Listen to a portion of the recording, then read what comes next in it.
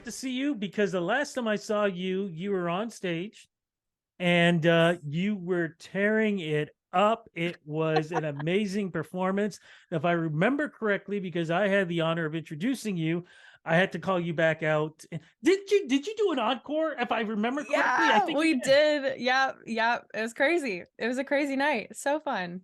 It was, yeah, you're right. It was so much fun. But what was so cool was just your style, your vibe, and Oh, thank you. um, just the way you own the stage and the audience. You can tell you are definitely one of those artists who loves to give back through her music. How does it feel being able to be that type of artist in this kind of a world? Well, first of all, thanks. That's a huge compliment, especially coming from you. I really appreciate it. I don't know. It's just kind of always been the way that I've done it. I try really hard to build, meaningful connections with the audience members. Everything is so digital nowadays that, I'm not really connecting with people via social media the way that I want to. So, the stage is the opportunity to do that. And if I can do that with people that I've never met before, that's a bonus for me. You're also one of those artists that have mentioned this sort of scenario before too. Mhm. I know you, we've talked before. Yes. You are like one of the nicest people ever. Oh. But then when you get on stage, it literally is Dr. Jekyll and Mrs. Hyde kind of thing. What Yeah. is there like a different persona? Do you even have a different name for that person that goes on stage?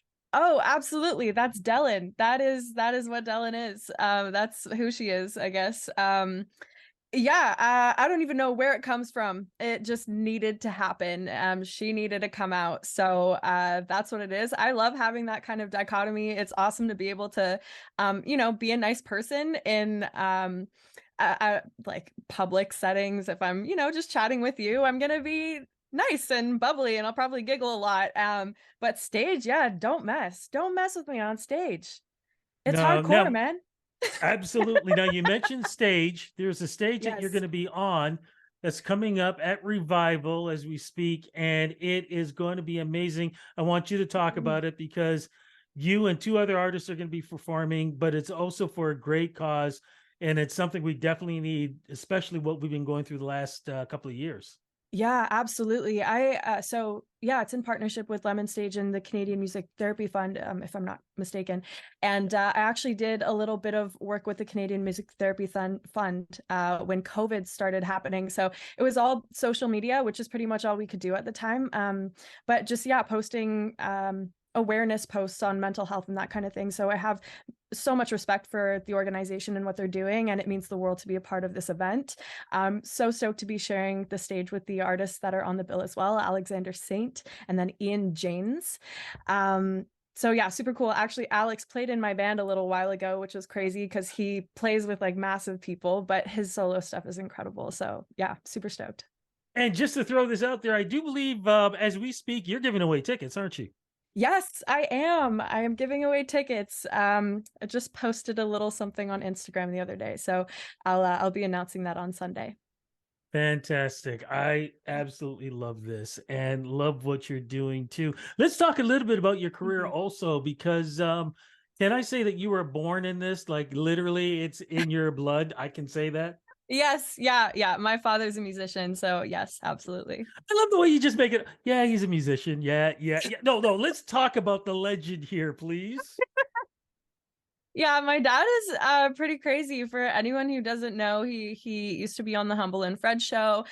He had a bunch of characters that he played on that show. He was a part of rock bands through college and high school, and then started his solo stuff kind of later on when we were a young family, I guess. So I've been growing up just watching him do his thing, and it's been so incredibly inspiring.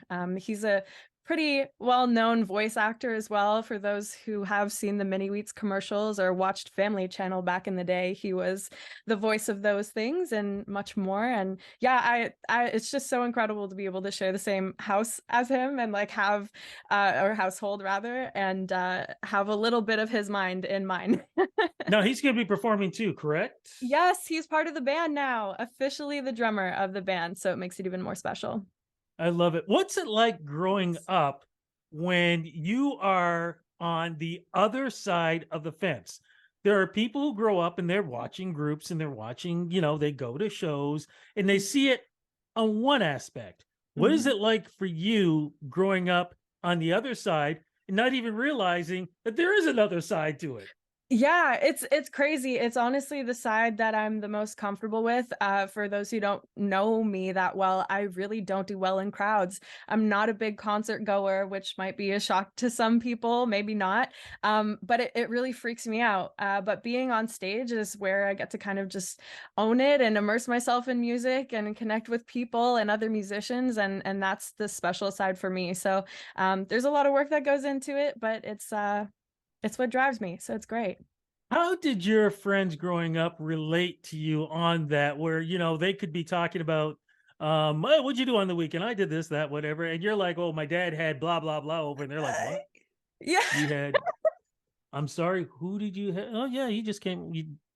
What was that like?" Yeah, it was pretty cool.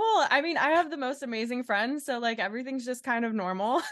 I can't really throw anything at them that they'll be like, "Oh my god, that's incredible." They're all just like, "Yeah, whatever." Yeah, good for you. So yeah, I mean, they definitely respect it.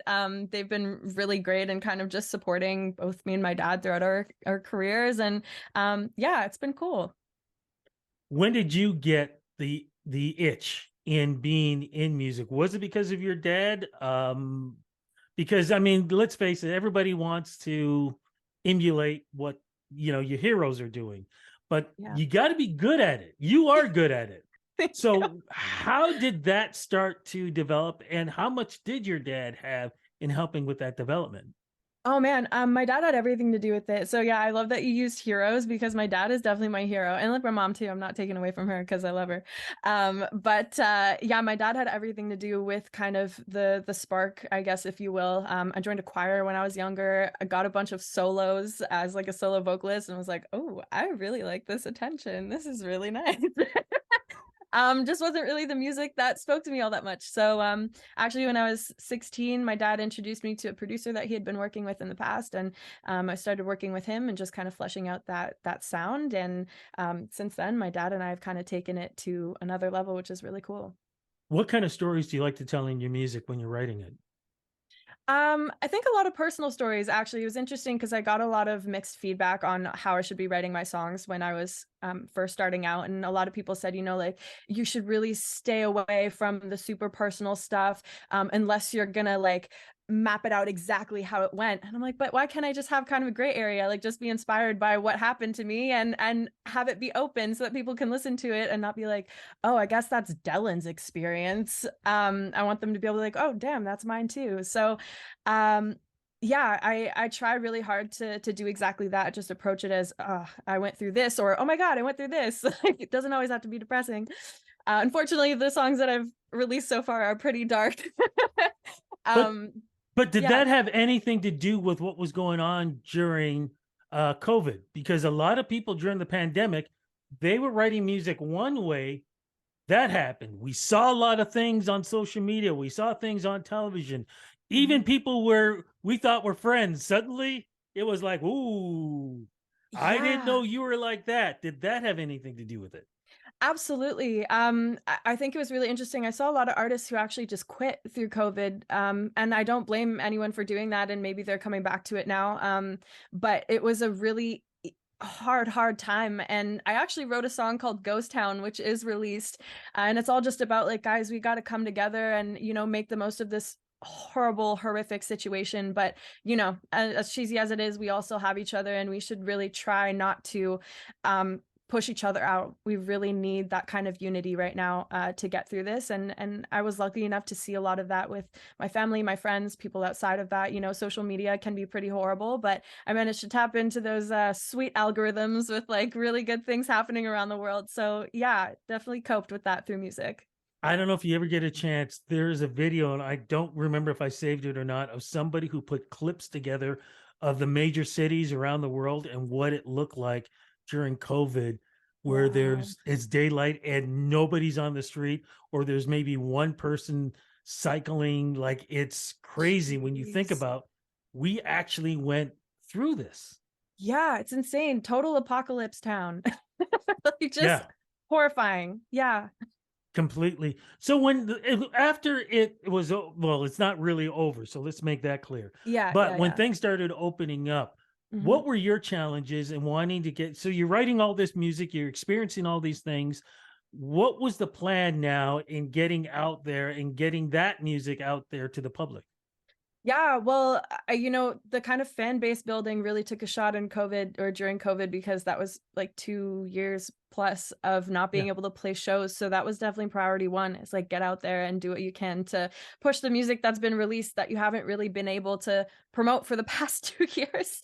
So yeah, that was definitely my priority and honestly just the writing was enough for me. I just really wanted to make sure that I was still pushing through, and the goal in mind was really just that, like, just keep pushing through and things will fall into place as opportunities present themselves.